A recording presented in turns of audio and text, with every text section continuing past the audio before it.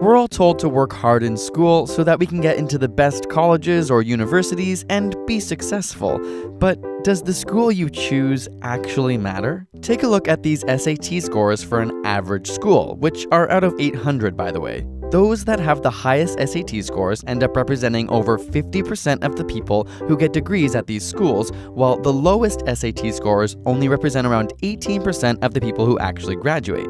Not so surprising. But now let's look at a top school like Harvard. Here, the students with the lowest SAT scores are still smarter than the best students at an average school. And yet, when we look at their rate of completion, it looks awfully similar. The top students represent just over 50% of people who graduate, while the lower SAT scores represent around 15% of people who actually graduate.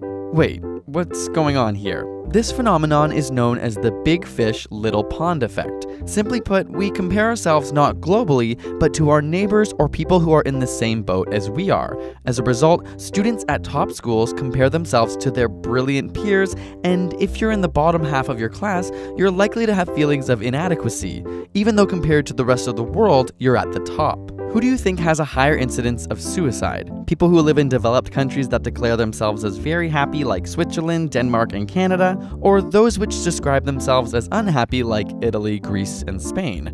The happy countries.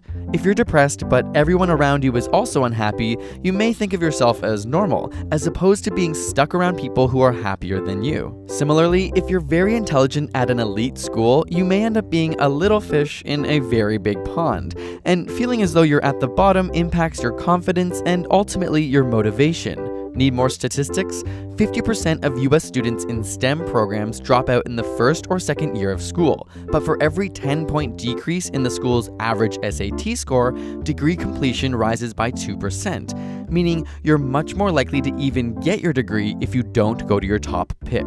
Okay, but who ends up being more successful in the real world? A study looking at publications produced by economists in their first 6 years after graduation showed that the top students in the 99th percentile, i.e. smarter than almost every other person at the school, from the top 5 schools in America were producing an impressive amount of publications.